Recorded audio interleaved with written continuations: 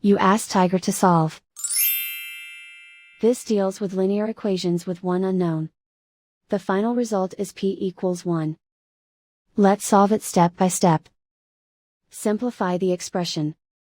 Expand the parentheses. Multiply the coefficients.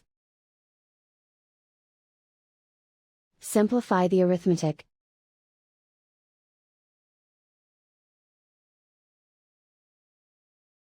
Group all x terms on the left side of the equation. Add 9p to both sides.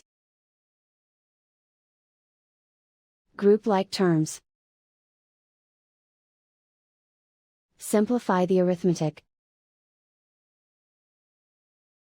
Group like terms. Simplify the arithmetic. Group all constants on the right side of the equation. Add 24 to both sides. Simplify the arithmetic.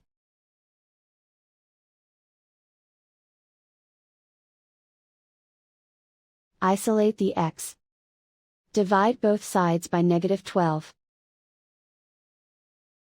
Cancel out the negatives. Simplify the fraction.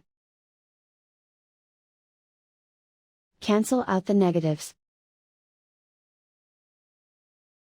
Simplify the fraction.